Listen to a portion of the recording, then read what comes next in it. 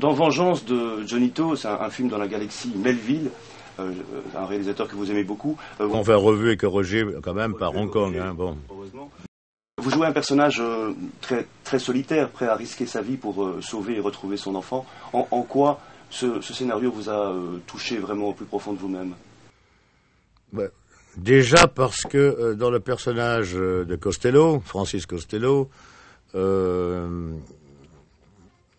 moi j'ai basé mon personnage, c'était déjà Costello quand il arrive pour voir sa fille qui est mourante, il arrive dans un monde qu'il ne connaît pas, comme très loin de chez nous. Nous on est latins, eux ils sont comme asiatiques, ils ont une culture totalement différente de la nôtre, et lui il se trouve paumé.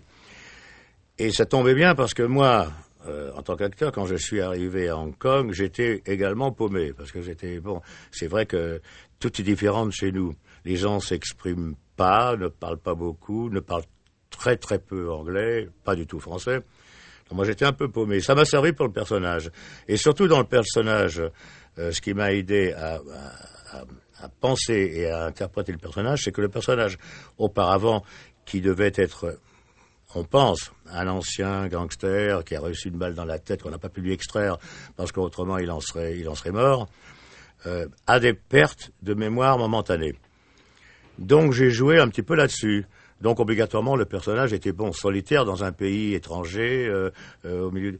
Et puis il a des pertes de mémoire par instant.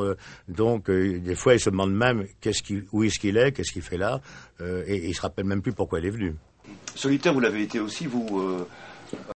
Vous savez, on fait un métier, on est tous solitaires à un moment donné de notre vie où c'est pas continuellement, c'est par moment. On a tous des moments de solitude. Vous savez, quand on fait une longue tournée, que on a un public de 10 000, 20 000 ou 50 000 personnes devant nous, et que on se retrouve après tout seul dans une chambre d'hôtel à 4 heures du matin, après tout ce qui s'est passé sur la scène, etc., c'est vrai qu'on a des moments de solitude. C'est normal. Alors, on suppose, après cette dernière tournée, voir un peu plus souvent Johnny Hallyday au cinéma. Il y a Vengeance, avec un personnage qui colle bien, en tout cas à celui que vous représentez. Est-ce que dans les futurs films, vous allez faire des films que vous avez vraiment envie de voir ? Oui, c'est le but. Vous savez, si j'ai fait Vengeance de Johnny To, quand j'ai lu le scénario, en le lisant, je me suis dit, ça c'est un film que j'irai voir au cinéma. Maintenant, il y a des films, vous savez, des fois, il y a des films que les metteurs en scène sont intéressants, et puis le scénario, c'est pas tout à fait ce qu'on a envie de faire, mais on se dit, avec ce metteur en scène-là, ça peut être intéressant.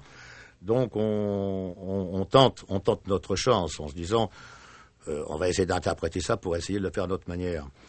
Moi, je suis très confiant là-dessus. Moi, après la projection de Vengeance de Johnny To, j'ai passé la soirée avec Tarantino, qui m'a proposé un rôle pour son prochain film l'année prochaine. Donc déjà aussi, c'est un cinéma que j'aime bien. Voilà. Pour l'instant, les choses se passent bien, quoi. Alors, revenons un petit peu à cette tournée. Est-ce que le fait que ce soit la dernière grande tournée, et non pas une tournée d'adieu, fait que vous prenez... Oui, parce que j'aime pas le mot adieu, vous savez, non. Il y a jamais... Vous savez, dans notre métier, il y a toujours... Ce n'est qu'un au revoir, c'est jamais d'adieu. Est-ce que vous prenez, si vous me permettez l'expression, davantage votre pied?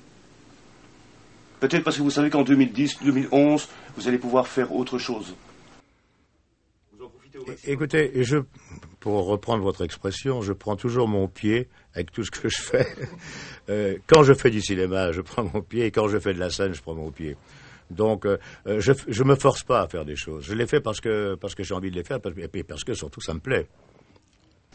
Non, c'est parce que je vous ai vu en concert avant-hier, et vous paraissiez tellement heureux. Oui, je suis heureux quand je suis sur scène, et je suis heureux quand je suis avec d'autres acteurs devant une caméra, et que je dois interpréter un personnage autre que le chanteur ou Johnny Hallyday. Vous savez, les gens attendent de moi, quand je vais sur scène, d'être ce qu'ils connaissent de moi, c'est-à-dire Johnny Hallyday, avec tout ce que je leur ai donné depuis toutes ces années. Quand on fait au cinéma, on n'est plus Johnny Hallyday, on n'est plus le chanteur. On est Monsieur Dupont, Monsieur Durand, Monsieur Smet, on est ce que vous voulez. Et on interprète quelqu'un d'autre, et surtout pas soi. Ouais, alors vous avez des fans extraordinaires, ça vous le savez depuis le temps, du plus humble au plus puissant. Moi j'ai envie que vous me parliez peut-être de ces fans les plus modestes, socialement parlant, qui souvent se privent de vacances à la limite, qui vous suivent partout. Comment est-ce que vous vivez ça, un peu dans votre bulle aussi, quelque part? Écoutez, moi, d'abord, j'en suis très touché, mais des fois, je comprends pas très bien parce que moi, j'ai eu des idoles dans ma vie. J'ai eu Elia Kazan, Brando, Montgomery Clift, James Dean, et j'en passe, Gabin, Lilo Ventura, Delon.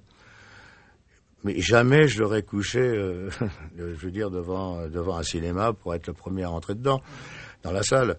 Je n'ai jamais osé demander un autographe à quelqu'un. Enfin, moi, j'ai beaucoup de respect pour ces gens que j'admire. Donc, bon, vous savez, chaque être humain a une façon différente de montrer son admiration et son amour. C'est vrai qu'on vous imagine mal ne plus chanter, ne plus faire d'album. Je suppose que vous êtes d'accord avec une très belle phrase qui résume peut-être bien ce que vous êtes en train de faire aujourd'hui. C'est Jean Gabin qui a dit un jour, il faut réussir son entrée et sa sortie. Et au milieu, se débrouiller pour chanter. Oui, c'était pas Gabin qui disait ça, c'était Maurice Chevalier. Maurice Chevalier. Oui.